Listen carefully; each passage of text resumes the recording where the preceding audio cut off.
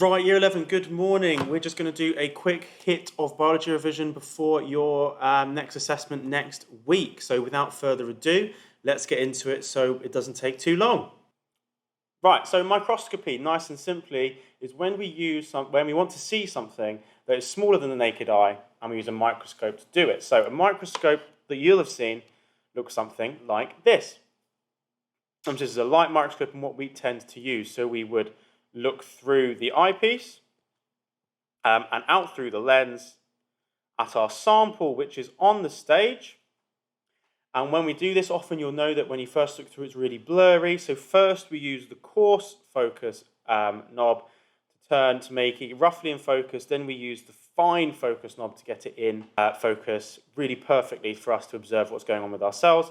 And at that point, we could then switch our objective lens to become more or less magnified, depending on what's appropriate. So, as well as our light microscope, there's actually another type of microscope, which is the electron microscope. Now, both of these have their advantages. So, for example, the light microscope is cheaper, much, much cheaper, and it's much smaller.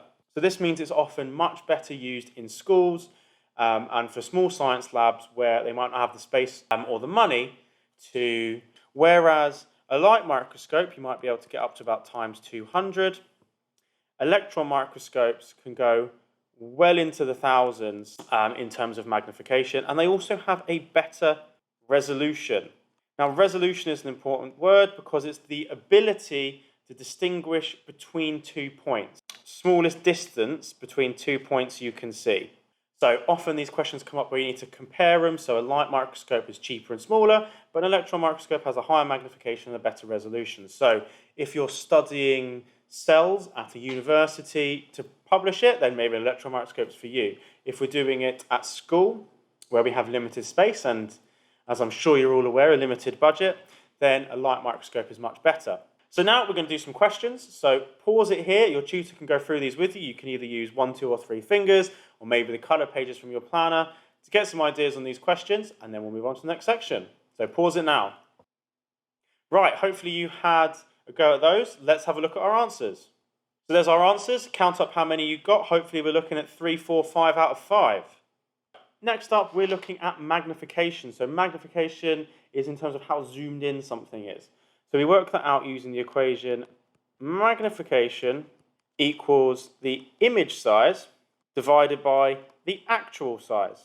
Okay, so you might need to plug some numbers in and rearrange that. I would always recommend substituting the numbers in, so putting the numbers in there, and then rearranging it because it's easier because then you've only got one letter to work with. So this also looks like m equals I over a if you're going to simplify it. Now, another important point with magnification is we need to convert between units. So often we need to convert between micrometers and millimeters. So to go from micrometers to millimeters, we need to divide by 1,000. So if I had 750 micrometers, that would equal 0.75 millimeters. To go the other way, from millimeters to micrometers, you times by 1,000. So if you had 10 millimeters, that would become 10,000 micrometers, quite big, obviously. Now, what you're going to do, you're going to do some more questions now. So they're on the board. Now, there's a couple where you actually need to calculate them. So what we'll do here is we'll pause it here. Again, you can work them out. Your tutor can read out the question, and you can put up which one you got, 1 finger, 2 finger, 3 finger, or red, amber, green page from your planner. So pause it now. Okay, let's have a look at those answers then. So there we go. What you need to do is just check how many you got. Hopefully, again, we're looking at 3 or 4 out of 4. Okay, so thank you guys very much for paying attention for this little bit of revision. Hopefully, it will be helpful come next week. Have a great day.